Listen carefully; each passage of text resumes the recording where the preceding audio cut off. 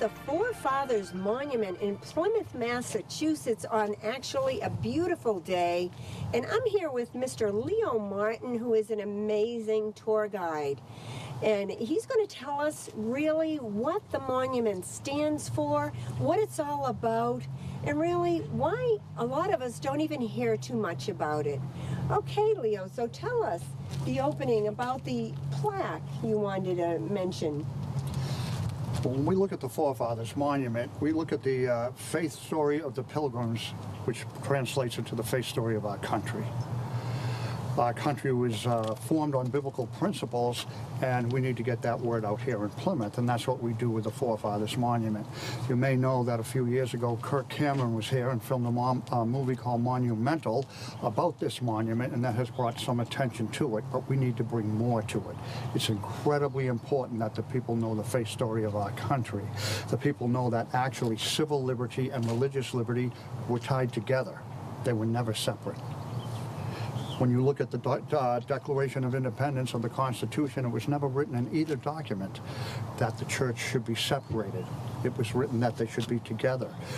Thomas Jefferson, the president at the time, wrote a letter to the Danbury Baptist Church in Danbury, Connecticut, telling them, when they asked him, what happens when the federal government interferes with the way we worship? He said it will never happen.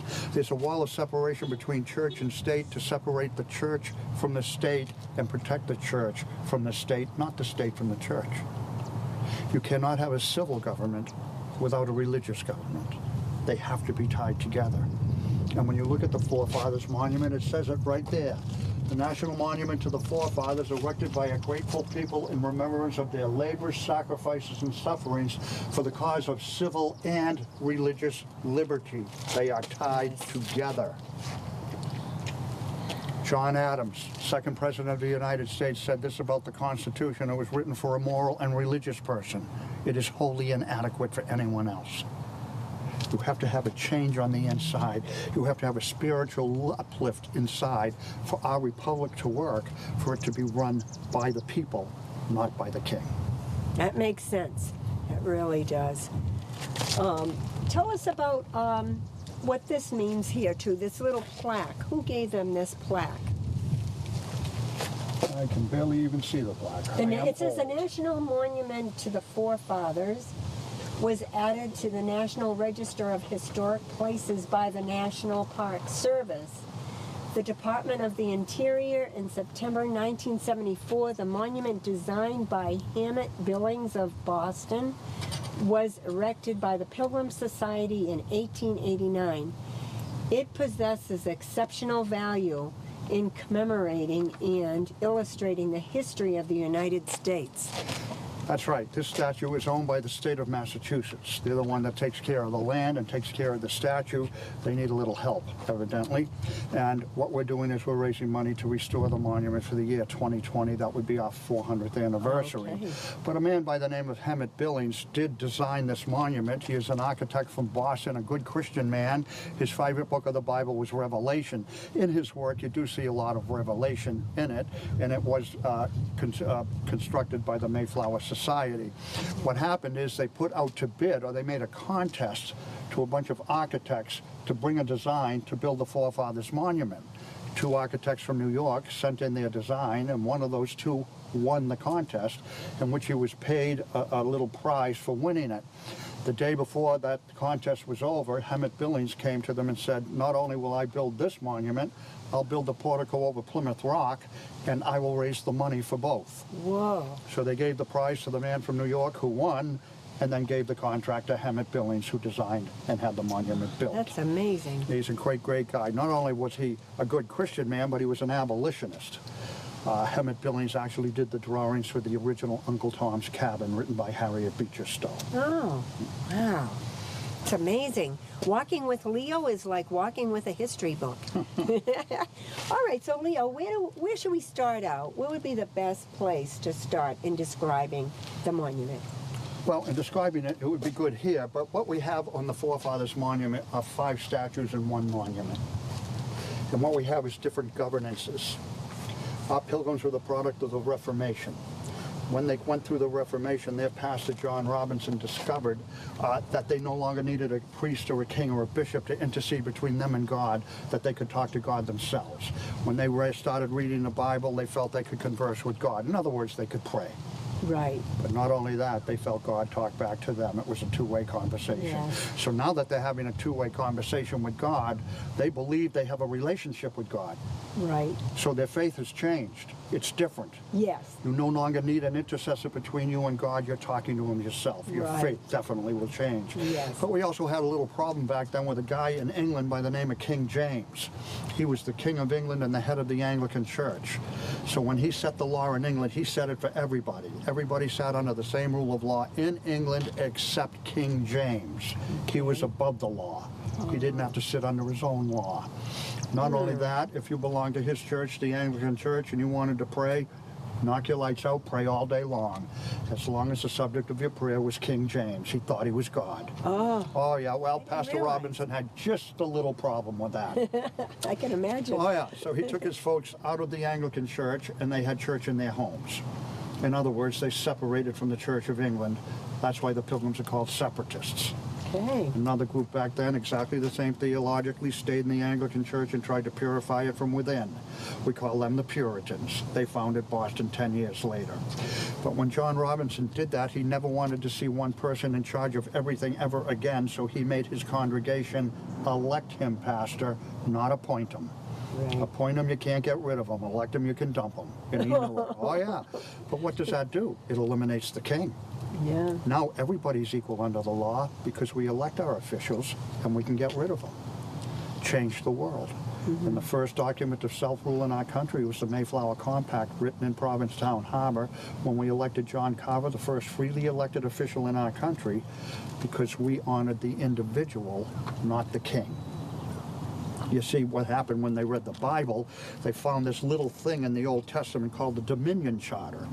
We are to take dominion over the earth, of all the animals, the fish, the birds, the things that creep and crawl, but not each other. Right. We are not to take dominion over each other. We are all made in the image of God. We are all equal in the sight of God. Right. Not equal talents, not equal gifts, but equal under the law. Right.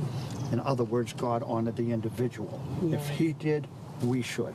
So now what the Pilgrims are doing is they're ruling from the bottom up instead of the top down. The leaders are responsible to the people, not the people to the leaders. But not only from the bottom up, from the inside out. Right. Because I've had that change on the inside, their faith. Statue of faith. Right. Their moral standard is now different. It's no longer King James's moral standard, it's God's. They've lifted it to a new level. Morality, the first two statues on the monument. Internal governances that reflect who you are from the inside out, because whoever you are on the inside is going to reflect who you are on the outside, and that will affect all the other governances, law, education, and liberty. So when Hemet Billings built the statue, he began with the inward governances, faith that brought the Pilgrims from Plymouth to start a new life and to set a new moral standard. So when we talk about it, we talk about faith first, looking out at the exact route the Pilgrims took when they came in from Europe to start a new life, and then we go talk to morality. All right. Let's go over that side. So, Leo, we're on this side now of the statue that's called morality. And there's a beautiful engraving over my head here. Why don't you explain to us, Leo, what this is all about here? Okay, in the all the smaller statues around faith, we have a representation of both the Old and New Testament. Pilgrims didn't believe the New Testament eliminated the Old Testament. They believed it completed it. So we see both in what they did. And when you look at the young lady up there, morality, you'll see she has the Ten Commandments in one hand, the law from the Old Testament, and rolled up in her lap is the scroll of Revelation, the last book of the Bible, Hemet Billings' favorite, and by the way, the first book of the Bible translated to Wycliffe for the Indians. And underneath each one of these statues, we have what's called an alto relief. It's a part of the Pilgrims' lives. This part of their life was when they left Holland and came back to England and met the Mayflower to come over here. We call that the embarkation. Now, when we already talked about their faith and their morality and their change on the inside, what happened then with these people is that they, well, look, I know some of you folks are people of faith, you enjoy going to church. Our pilgrims went to church 8 hours every Sunday. Wow. Not even I enjoy going to church that much. But for the first 4 hours, they would listen to a sermon. For the second 4 hours, they would talk about it with each other and the elders to get more information on what God was saying to them for that day. They followed what God said to them to the rule. They took everything God, and that day they put it into effect. They called that prophecy, listening to God. And when they saw God working in their lives and the result of it, they referred to that as the providence of God. So when we look at an alto relief like this, they're leaving Holland, coming to England to meet their friends. They've been in Holland for 12 years. They're a close, tight-knit community. They're actually leaving their friends and family, knowing they're taking a trip that could make them not ever see their friends again. Yes, And they that's never true. did see John Robinson again. He died before he could get here. And look at the grief on these people. Oh, Look at the sadness up there.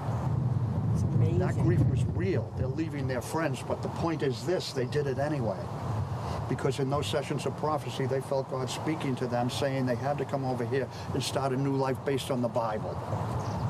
So rather than succumb to the grief, they took the grief and they came anyway. That's remarkable. Absolutely amazing. So, Leo, why don't you explain to us what this side of the monument actually means with all these names? This is half of the people that came on the Mayflower. And on the other side of the statue is the other half of the people that came on the Mayflower. Now, 102 people came. 51 died the first winter. And I just told you over there, the pilgrims honor the individual.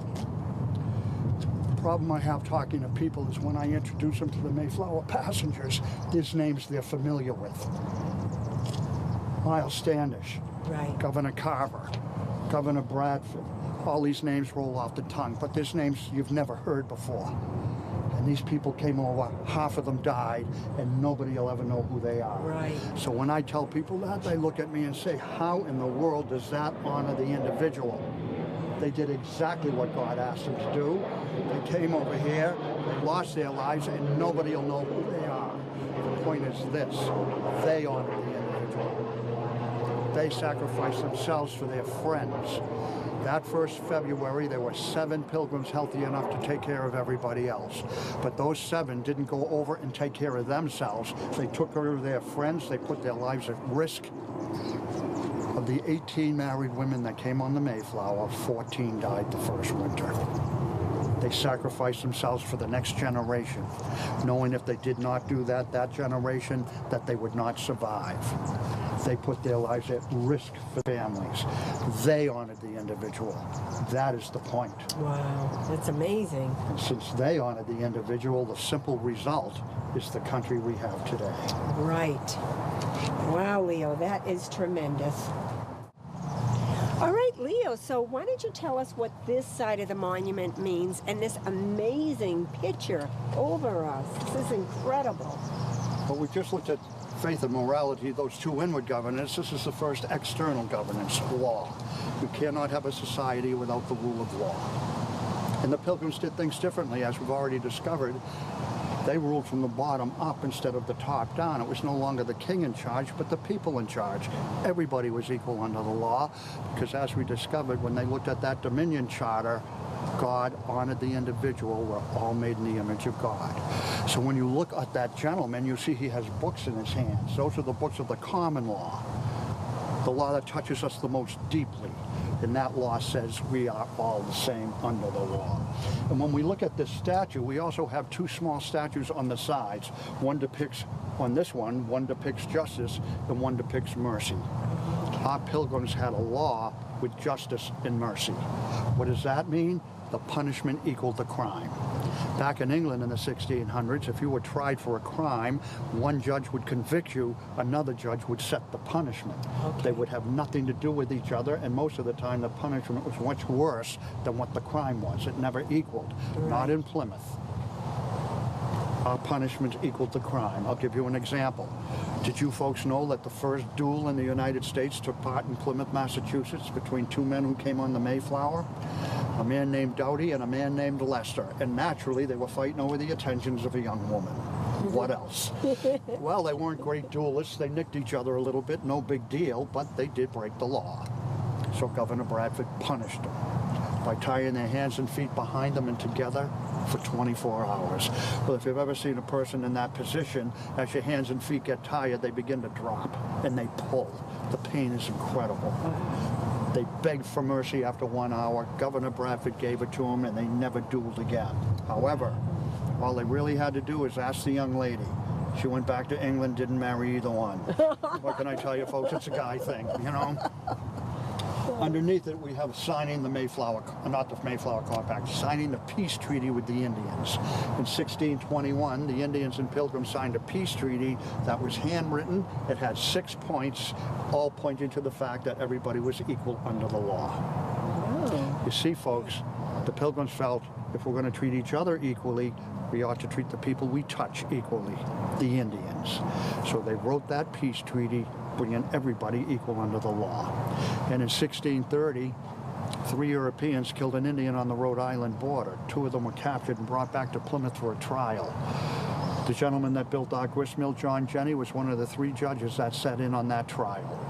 Of course, the Indians thought it was going to be a joke, a mock trial, go through the motions, get it over with, let them go. After all they did was kill an Indian. Right. John Jenny found the 2 men guilty and had them hung. Everybody was equal under the law. Blew the Indians away, never thought they'd be treated equally. Now they could trust the Pilgrims.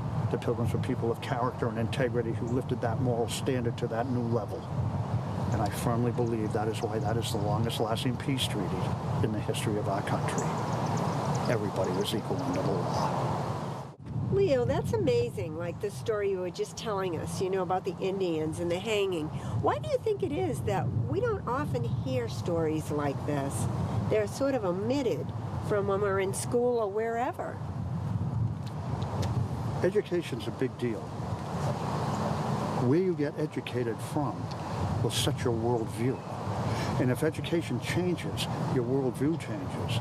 We educate people, we meaning the Pilgrims, from the Bible, biblical principles. If you move away from that and you use something else for your education, you're going to get a different view. And that's what happens sometimes here in Plymouth and other parts of our country. When you change where the education comes from, you change the outcome. If you do not tell these stories, they do not come up, then the outcome is tremendously different. Right. Some people may consider that revising history. I do. Yes. You tell the right story. We're very fortunate in Plymouth. We have a man that was the governor of Plymouth named William Bradford, who wrote a book called A Plymouth Plantation. We know exactly what happened in Plymouth. It is written down. Yes. And everything in that book is based on faith. Now, you can try to take it out and change it, but it doesn't change the facts. Right. And the facts in Plymouth, the people did here, the Pilgrims, did what they did because of their faith in God. That is the story. If you want to change it, you have to eliminate it, and on occasion that happens. Yes. But not here. We tell the faith story of the Wow, Pilgrims. I'm glad to hear that, Leo. That's awesome. So what can you tell us, Leo, now for the next part of the monument? What would you say? After the education, what's next? Well, we do have the Statue of Education over here, which is kind of cool. Unfortunately, Emmett Billings died in the middle of this whole process. It took so long to do it, and he couldn't raise the money. He was dead. So every different group of people raised different monies for different statues. The Statue of Faith, the money was raised by Governor Ames, the governor of Massachusetts. Law, the Connecticut lawyers raised the money for law, and all the children put in their money together and paid for the Statue of Education. Whoa, that's amazing. We'll go over here, we can take a look at that. Okay, so Leo, here we are over the section called Education. Tell us how this really came about with the Pilgrims and what actually is the difference, would you say, today as opposed to back then when it comes to education? Well, education is a big deal for the Pilgrims. When a lot of people come to Plymouth, they don't think it is. Right. You see, we have this little thing going on with a place called Jamestown. I'm sure you've heard of Jamestown. The beef we have with Jamestown is they say they were first, we say we were first. Well, technically they were. We're the first continuous community. What did we do differently? We brought women. I know that sounds odd, but Jamestown did not. Did you know Jamestown did not have women for 12 years? They went there to strike it rich. We came here to build a society, and us Pilgrim men, we're so darn smart, we knew we couldn't do it without women. How sharp are we, huh? But not only that, folks, we brought children, absolutely unheard of. But if you're going to build a society, you bring the cornerstone, the family. We did. It worked. Yes. Unfortunately, when I tell folks that, they assume our children were uneducated because we did not have a formal school, and we didn't. We didn't have enough children. But believe me, they were well educated. They learned at home. Their parents taught them. They actually had a textbook back then. We call that textbook the Bible today. They had supplementary materials. Governor Bradford himself brought over 400 books with him on the Mayflower. The governor could speak 5 languages. See if I can put this education thing in perspective. Right down the street a little ways, right here in Massachusetts, there's another little institution that was built the same year our grist mill was built, 1636. You may have heard of it. We call it Harvard University. Harvard was founded when a young man named John Harvard donated his library to start that university. William Bradford brought more books with him on the Mayflower than John Harvard donated to Harvard University. Kind of puts things in perspective. Education's a big deal. You see, because when you take education and you change it, you change the outcome of the country. You change the outcome of your children. And once you remove them from the education coming from the Bible, that education is going to change and it will be watered down. Yes. Education was so important that the Pilgrims felt if they didn't pass that information from generation to generation, they would have some big problems. And they were right. And believe it or not, underneath education is the signing of the Mayflower Compact. Why would that be under education? Simply because of the biblical principle of the Dominion Charter that we are not to be over one another. We're all equal under the law. And that is the first document of self-rule in our country. Written on the Mayflower in Provincetown Harbor in 1620, electing John Carver the first freely elected official in our country because of the biblical principle that everybody is equal under the law. Yes, that's so amazing. We put that under education. Education is so important. And that is why I today believe the homeschooling movement is going to change our country. It's going to save it if our country's going to be saved because they're being taught the right education. Exactly. That's really amazing, Leo. Wow. That is so incredible. Boy, I have to say this, folks, you know what? If you have really never seen the Forefathers Monument, you really need to come to Plymouth to just see. This is such a beautiful tribute to the Pilgrims. I'm just in awe. I feel like a little mouse next to it. It's so big. And it's in a residential area, and definitely you've got to look up Leo. He is an amazing historian. All right, so we're on this other side of the statue right now, and it has more names here. Leo's going to tell us what these names mean as well. What are these names all about, Leo, up here? Well, of course, it's the other half of the passengers that came on the Mayflower, and the first top 3 names are the first 3 governors of Plymouth. But the interesting thing you might notice after that is William Brewster, the elder of the church, and you just might notice what he named his sons. William Brewster named his sons Love and Wrestling. He wanted love to love God. He wanted wrestling to wrestle with the devil. And of course, my hope is wrestling hung around with love, so when he got in trouble for being called Love, wrestling was there to help him out. Come down a little further, you might notice Oceanus Hopkins. Oceanus Hopkins was born on the Mayflower halfway across the ocean, so they named the poor guy Oceanus. Peregrine White is up there. He was also born on the Mayflower, and Peregrine means little wanderer or little pilgrim. Oh. Yeah.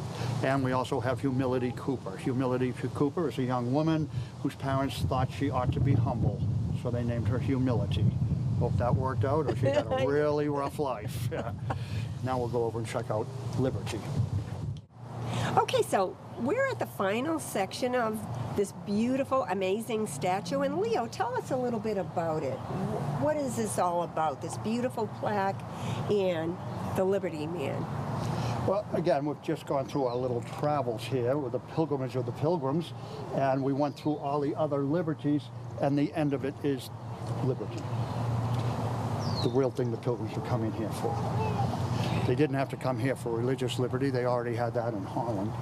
And they came for all these other liberties that go with it. The liberties to set their own moral standard, their own rule of law. Right. to educate their children, and to find the liberties that come with the Bible. But look at this statue. Look at that man. He's got his helmet Amazing. on. He's got a breastplate. He's got his sword. But look at the sword. It's in the defensive position. This battle's over. It's been won.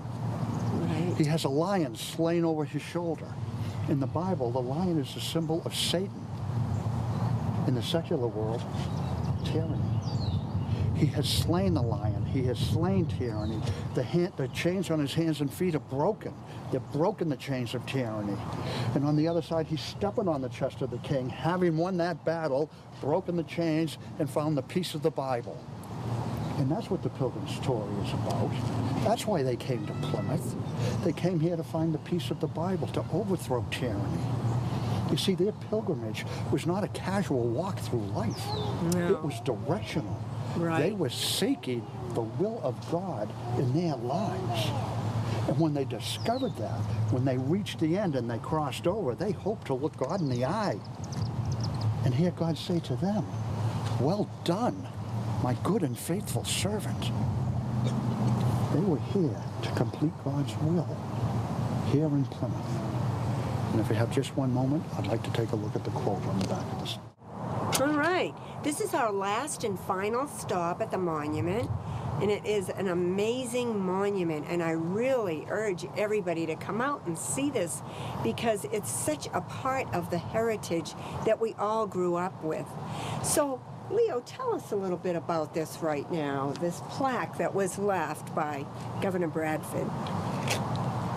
Pilgrims showed up in 1620, 102 people. 51 died the first winter. Yet still, in the first in Plymouth, they started self-rule, free trade, capitalism, land ownership, all in 10 years.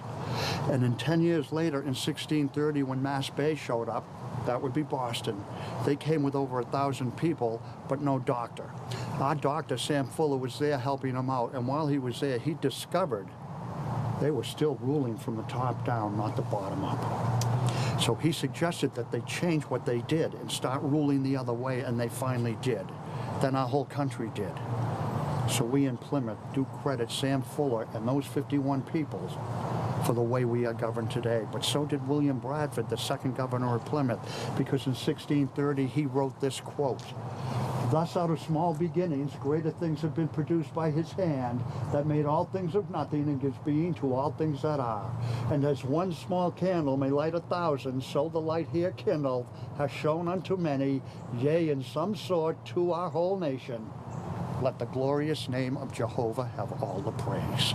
And those lights the governor was talking about are those pilgrims whose lives are shining out to the rest of the country, because just like the Statue of Faith brought the pilgrims in from Europe to start a new life, that quote is facing the rest of our country to let them know the real story of Plymouth. And the real story of Plymouth has nothing to do with buckles or turkey. It has to do with the founding of our country. And our country was founded on Christian principles, and that is good. Because you see, Christianity is inclusive. You do not need to be a Christian to reap the benefits of a Christian society. God did not say all Christians are equal under the law. All people are equal under the law. And my wife and I believe now our job is to be those lights, to shine out to the country, to let them know this is a Christian country, has to stay a Christian country, and it cannot change. Folks, that is the Forefathers Monument. Wow. Well, Leo, I want to really thank you for just this amazing tour today, and you folks out there as well.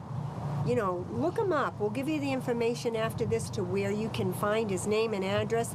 And also, I want you all to be encouraged that as Christians, really, we do need to say what the truth is, so our nation will return back to the values that it had so many years ago. We want to thank you all for tuning in to the Truth Zone. God bless.